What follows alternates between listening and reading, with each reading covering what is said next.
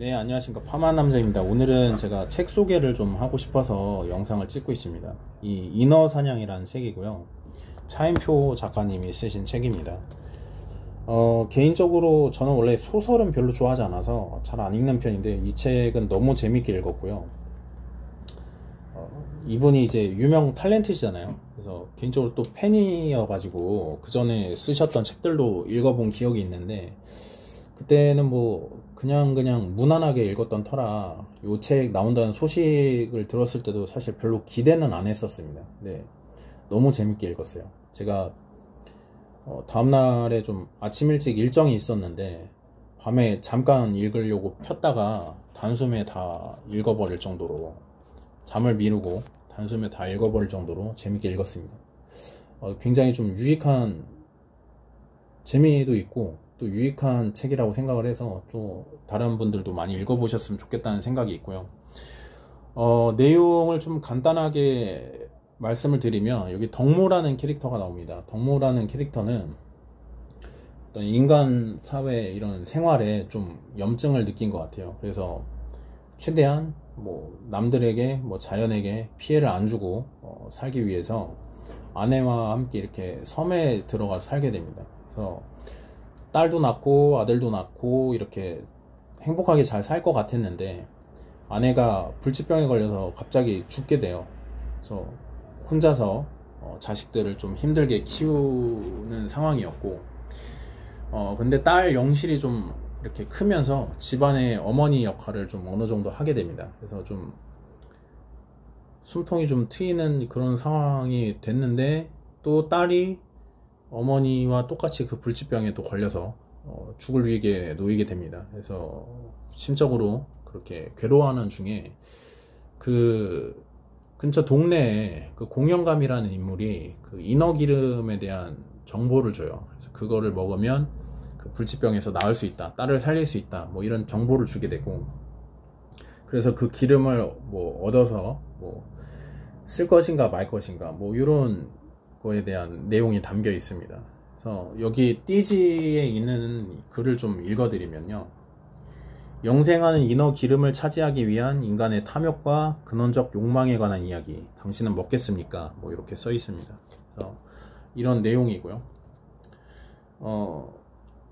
그냥 대표적 인물로 이렇게 나눈다고 하면 그 인어 기름을 먹지 않으려는 딸 영실하고, 그리고 그 인어 기름을 얻으려는 공영감, 그리고 그 사이에서 고민하는 덕모, 뭐 이렇게 좀 나눌 수가 있을 것 같고요.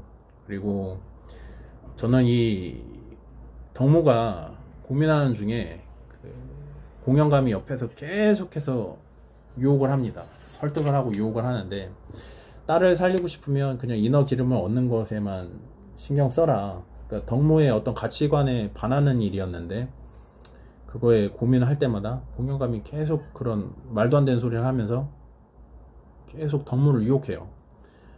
뭐 이런 장면을 보면서 저는 그 인어 기름을 여기서 뭐 영생이라고 했지만 저희의 이런 삶에 대입해 봤을 때 그냥 모든 크고 작은 유혹을 대표하는 어떤 것이라고 생각을 했습니다.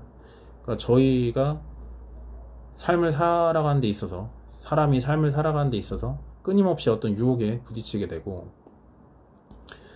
그 유혹에 반하는 것, 그러니까 내면의 양심의 소리, 그 양심은 완전히 개인적인 것이 아니라 이 사회를 구성하는 인간들이 대부분 공감할 수 있는 어떤 분명히 기준이 있긴 있거든요. 저희 사이에, 저희 안에 보이지 않지만 그 기준이 있는데, 그 기준을 넘어서려고 할 때마다, 그 선을 넘어서려고 할 때마다 이것을 할 것인가 말 것인가, 분명히 이 내면에서는 그걸 하면 안 된다 라는 게 있고, 그럴 때마다 내가 어떤 태도로 삶을 살아갈 것인가, 뭐 이런 거를 이 인물들을 통해서, 소설 속 인물들을 통해서 좀 생각을 해볼 수 있게 되고, 그리고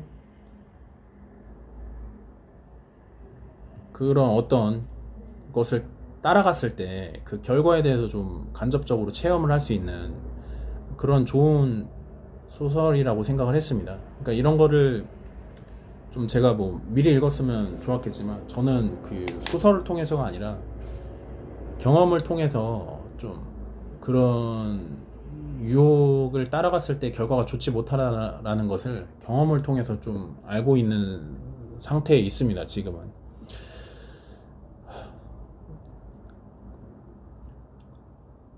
이 책의 끝부분쯤에 그 덕무가 공영감한테 이런 얘기를 하는 장면이 나옵니다.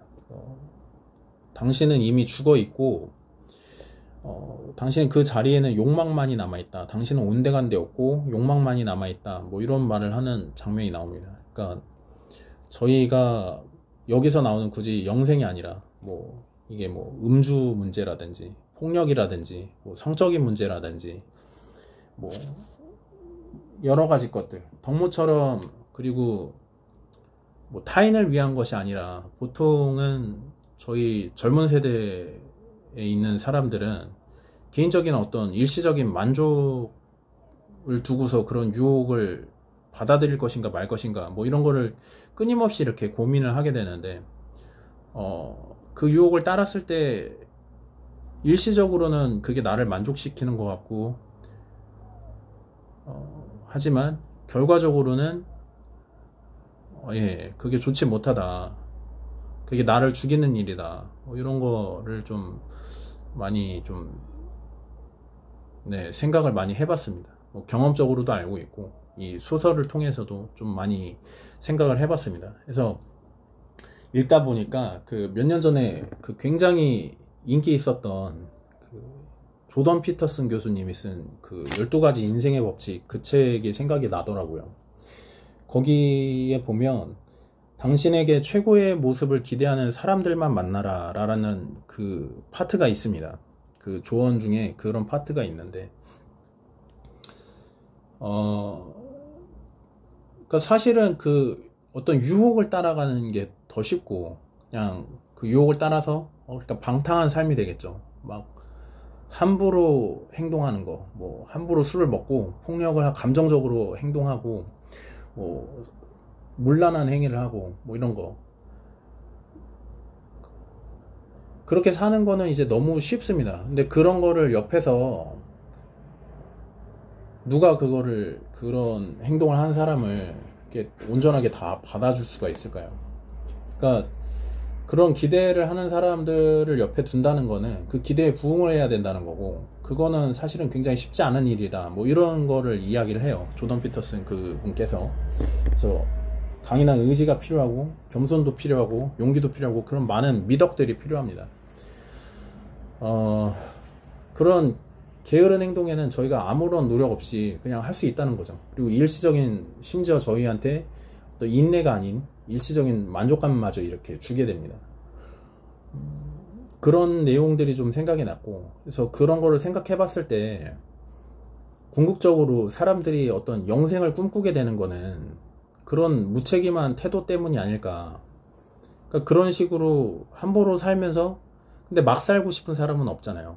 그러니까 그렇게 그냥 함부로 살면서 내키는 대로 살면서 그 와중에 뭔가 좋은 것이 나에게 쌓일 거고 그게 어떤 결과 나중에 내가 뭐 빛나는 사람이 될 수 있을 거야 뭐 이런 식으로 생각하는 건 아닌가 뭐 이런 생각을 좀 많이 했습니다.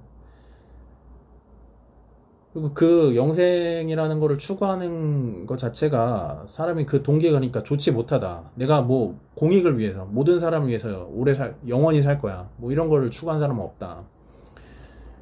진시황이 옛날에 그렇게 불로초를 구하려고 그 부귀영화를 누리면서 불로초를 구하려고 그렇게 백방으로 그렇게 사람들을 보냈다고 하는데 그분이 과연 그냥 모든 사람을 위해서 그랬을까요?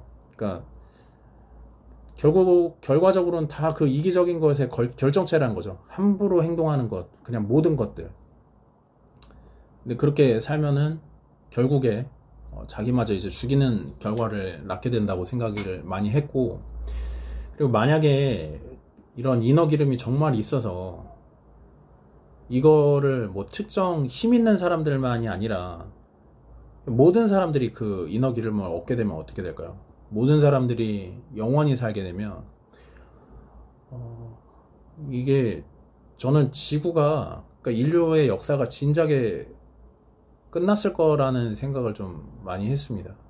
그렇게 무책임한 거를 태도로 살다 보면 그냥 모든 것에 대해서 이제 무덤덤해지고, 그게 거기서 이미 자신이 죽어버린 거죠. 모든 거에 대해서 자기가 느끼는 것이 아무것도 없으니까요. 그러니까 더 자극적인 것을 계속 찾게 되고, 그렇게 되면 결과적으로 파멸이 있을 뿐이다, 뭐 이런 거를 좀 생각을 많이 했습니다. 그리고 그런 캐릭터들 좀 안타까운 거는, 분명히 안 된다는 거를 공연감도 어렸을 때 들었어요. 그 인어기름만 얻어서 먹으면 안 된다는 거를 분명히 들었는데, 저희 그냥 삶에서 보면 너무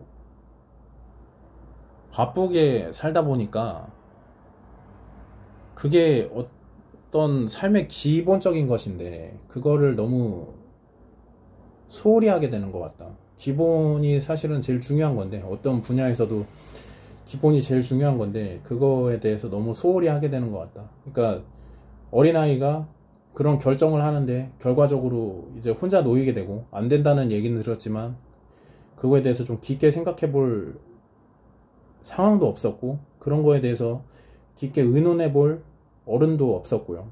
그래서 유혹에 넘어갔을 때 그런 파멸의 결과에 놓여져 있는 사람들을, 좀 그런 사람들에 대해서 좀 안타깝다는 생각을 많이 했습니다. 제 자신이 보였기 때문인지도 모르겠는데 안타깝다는 생각을 많이 했습니다. 그래서